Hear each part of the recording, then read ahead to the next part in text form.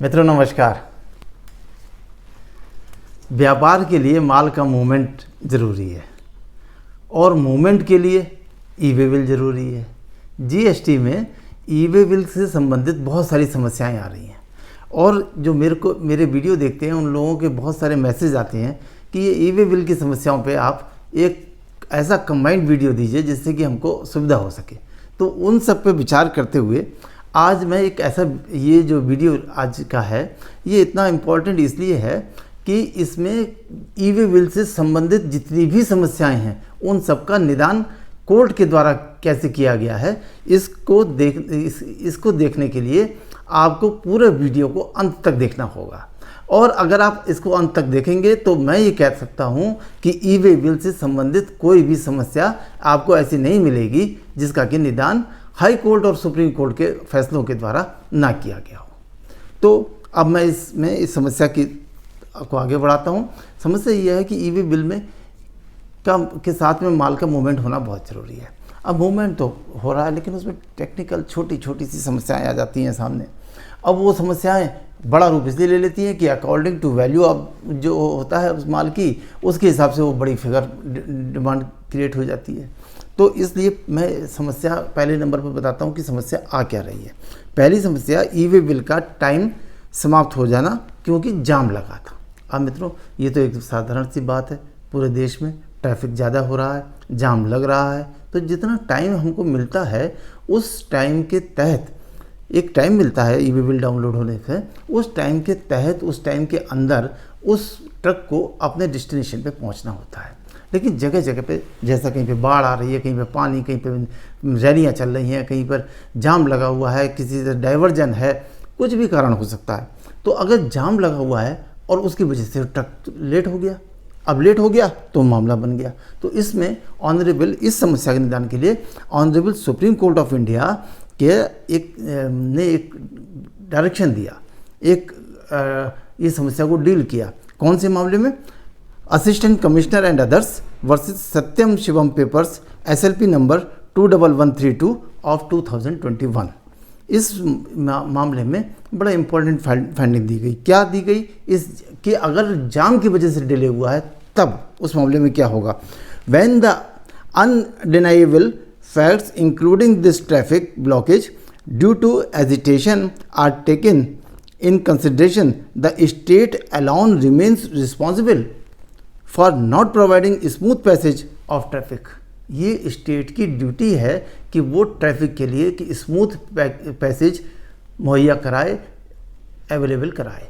अगर स्टेट अपनी इस ड्यूटी को नहीं करा रहा है और अपनी ड्यूटी तो करा नहीं रहा है, जाम लगा हुआ है, और उधर दूसरी तरफ ये कहा जा रहा है कि साहब वो आप लेट हो गए इसलिए ये बात हो गई। लेकिन अगर जिस समय उसकी गाड़ी को चेक किया गया उस समय जो उससे संबंधित इनवाइस और डॉक्यूमेंट जो हैं वो बिल्कुल प्रॉपर है, उनमें कोई कमी नहीं, और केवल ये कमी है कि साहब वो उसका ई वे बिल का टाइम ख़त्म हो गया।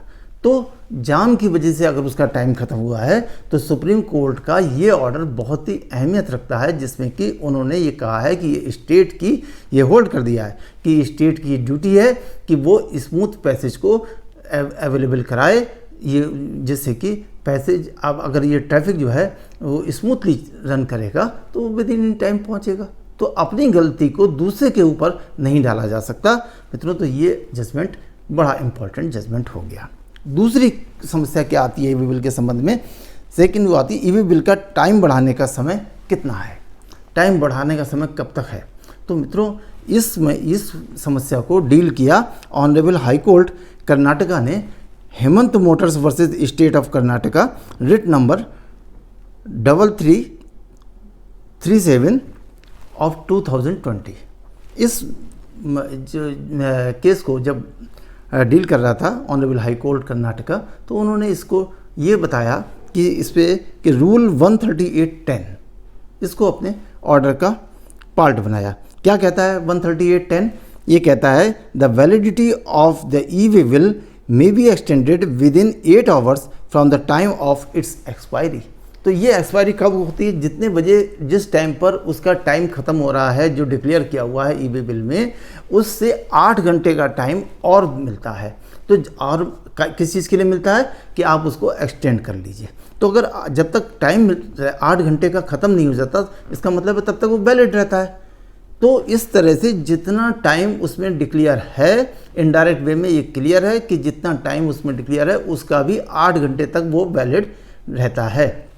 वैलिड इन सेंस कि वो टाइम के अंतर्गत ही माना जाएगा, कि जितना टाइम डिक्लेयर किया उसके अंदर ही वो टाइम माना जाएगा। तो अगर 8 घंटे के अंदर वो एक्सटेंड कर लेता है या नहीं भी कर पाता और खड़ा हुआ मिलता है, जितना टाइम खत्म हुआ उसके 8 घंटे के अंदर भी खड़ा हुआ है, अभी तक एक्सटेंशन नहीं हुआ, क्योंकि एक्सटेंड तो 5 मिनट पहले भी कर सकता है 8 घंटे खत्म होने से, तो तब भी ये माना जाएगा कि वो बिल्कुल सही है और उसके आधार पर कोई एडवर्स इन्फ्लुएंस नहीं निकाला जाएगा। तीसरा जो समस्या आती है ई-वे बिल के संबंध में, वो है टाइम समाप्त होने के कारण दूसरा ई-वे बिल जारी कर लिया। तो मित्रों, ये भी बड़ी समस्या आती है कि दूर दराज में माल का मूवमेंट होता है, दिल्ली से नॉर्थ ईस्ट में, इम्फाल, त्रिपुरा, बड़े दूर दूर तक माल जाता है। अब उसमें क्या हुआ कि वो तरह तरह की समस्याएं भी आती हैं कि ट्रक खराब हो गया, जंगल में हो गया, वहाँ तक आदमी पहुँचेंगे जब तक वो एक्सटेंड करने का टाइम भी ख़त्म हो गया। अब क्या किया जाए? अब माल का मूवमेंट किया गया, तो उन्होंने क्या किया कि दूसरा ई-वे बिल जारी कर लिया उसी ट्रांजैक्शन के लिए, उसी इनवॉइस के लिए। एक ई-वे बिल का टाइम खत्म हो गया तो दूसरा ई-वे बिल जारी कर लिया। ये भी समस्या आ जाती है। इस महत्वपूर्ण समस्या को भी ऑनरेबल हाई कोर्ट के द्वारा डील किया गया। वो क्या कौन से मामले में किया गया? Govind tobacco manufacturing company and another's versus state of UP. ये मामला ऑनरेबल हाई कोर्ट इलाहाबाद का है। Writ tax number 600 of 2022। इसमें अभी 17 मई 2022 को ये ऑर्डर हुआ और बड़ा ही इम्पोर्टेंट है। उन्होंने कहा कि नहीं, अगर दूसरा ई-वे बिल जारी कर लिया तो कोई अपराध नहीं किया, सारे डॉक्यूमेंट्स सही हैं, डिक्लेरेशन के हिसाब से माल है, माल में कोई कमी नहीं है, केवल एक ही कमी है कि दूसरा आपने डाउन क्यों कर लिया। तो ये कोई समस्या नहीं है। अगर कोई ऐसी समस्या बनती है तो उसके लिए ऑनरेबल हाई कोर्ट इलाहाबाद का ये गोविंद टोबैको मैन्युफैक्चरिंग कंपनी के मामले में दिया गया ऑर्डर बिल्कुल एक्यूरेट है। उसके लिए वो क्या कहते हैं, ऑनरेबल हाई कोर्ट ने बड़ी नाराजगी भी दिखाई। Since the goods were covered by the valid documents, therefore it could not have been detained or seized, and hence the entire proceedings were totally arbitrary, illegal and without jurisdiction. The action of the respondent in seizing the goods in question is evidently an act of harassment to the petitioner, breach of their fundamental rights and blatant abuse of power by the respondent. The writ petition is accordingly allowed with cost of ₹1 lakh, 1 lakh रुपए की cost भी लगाई। और उन्होंने बताया इसमें कि अगर किसी परिस्थिति बस उसका टाइम खत्म हो गया तो उसके पास दूसरा चारा ही नहीं है, उसने दूसरा ई-वे बिल कर लिया। आफ्टर ऑल डिक्लेरेशन तो है ही ना, टेक्निकल पॉइंट पर क्यों उसको हैरेस किया जा रहा है? तो इसलिए अगर दूसरा ई-वे बिल भी है तो जारी हो गया है तो और ऐसी कोई समस्या क्रिएट हो गई है, डिपार्टमेंट के द्वारा सीजर का मामला बनाया जा रहा है, तो ये ऑनरेबल हाई कोर्ट इलाहाबाद का जजमेंट बिल्कुल एक्यूरेट उसको डील करेगा।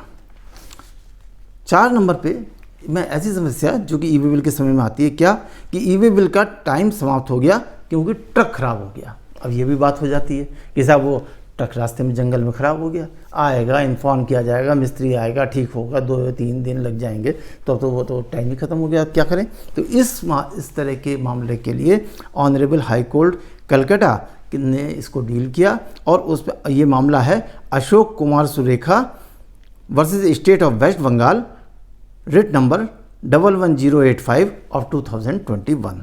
इसमें ये कहा गया कि अगर माल से संबंधित डॉक्यूमेंट्स जैसे कि इनवाइस है, ई-वे बिल है, इनमें डिक्लेरेशन बिल्कुल प्रॉपर है, कोई कमी नहीं है, किसी तरह की कोई, केवल एक कमी है कि टाइम खत्म हो गया, तो बोनाफाइड व्यापारी हैं, डॉक्यूमेंट सब कुछ सही हैं, तो इस ग्राउंड पर सीजर किया जाना कि साहब वो टाइम खत्म हो गया, इलीगल है। ये वाली बात कि अगर सब कुछ सही है तो केवल लेट होने के आधार पर सीजर किया जाना गलत है। इस वाले मामले में ट्रक खराब हो जाने की वजह से डिले हो गई थी, तो ये भी मामला हो गया। अब 5th नंबर का आता है समस्या कि ट्रक सही समय पर पहुंच गया, जो ई-वे बिल में टाइम दिया गया था उस टाइम पर वो अपने डेस्टिनेशन पे पहुंच गया, लेकिन एक नई समस्या आ जाती है। वो क्या कि साहब फैक्ट्री तो बंद है, फैक्ट्री तो खुलेगी 11 बजे, फैक्ट्री तो खुलेगी 12 बजे, तो जब 12 बजे खुलेगी, स्टाफ आएगा, जगह बनेगी तब वो अनलोडिंग होगा। तो इसलिए वो ट्रक जो है फैक्ट्री के बाहर खड़ा हुआ है। इस बीच में उसको डिटेन कर लिया। क्या कि साहब आपका तो टाइम खत्म हो चुका। वो तो टाइम भी पहुंच चुका था, लेकिन जिस समय अभी अनलोड नहीं हुआ था, तो अनलोड ये भी एक समस्या बन जाती है। इस तरह की समस्या को डील किया है ऑनरेबल हाई कोर्ट कर्नाटका ने Hemant Motors versus state of Karnataka, rate petition number 3337 of 2020। इसमें भी ऑनरेबल हाई कोर्ट ने बिल्कुल यही कहा कि अगर डॉक्यूमेंट्स हैं और माल डॉक्यूमेंट से प्रॉपर कवर्ड है, सब कुछ सही है, कोई कमी नहीं है, लेकिन बस ये है कि साहब डिले हो गया, अभी तक ट्रक के अंदर माल है और वो डिले हो गया, तो ये कोई समस्या नहीं है। ये इस आधार पे सीजर किया जाना टोटली इलीगल है, आर्बिट्रेरी है, परेशान करने वाला है। तो इसलिए अगर कभी कोई ऐसी समस्या आ जाती है कि वो विदिन टाइम ट्रक पहुंच गया है और बाहर खड़ा हुआ है और उसको बाहर ही चेक कर लिया, तो इस आधार पर ऑनरेबल हाई कोर्ट ने कर्नाटक ने ये जो हेमंत मोटर्स में ऑर्डर दिया है, ये बिल्कुल ही इसको डील करता है। इसके बाद अब क्वेश्चन ये उठता है कि क्या टाइम समाप्त हो जाने पर ई-वे बिल वैलिड डॉक्यूमेंट नहीं रहता। एक क्वेश्चन ये भी आ जाता है कभी कभी जगह जगह पर कि क्या ये वैलिड, जैसे इसका टाइम खत्म हुआ तो साहब ये इनवैलिड डॉक्यूमेंट हो गया। नहीं, ये ऐसा नहीं है। इसके लिए government of India ministry of finance का सर्कुलर बड़ा इंपॉर्टेंट है। इस सर्कुलर नंबर है 64/38/2018 GST, डेटेड 14 सितंबर 2018। तो इस सर्कुलर में बहुत स्पष्ट रूप से कहा गया कि it may be noted that the non furnishing of information in part B of form GST EWV1 amounts to be e-way bill becoming not a valid document for the movement of goods by road as per explanation within bracket 2 to rule 138(3) of GST rules। इसमें कहा गया कि अगर e-way bill का part B भरा हुआ नहीं है तो वो वैलिड डॉक्यूमेंट नहीं माना जाएगा।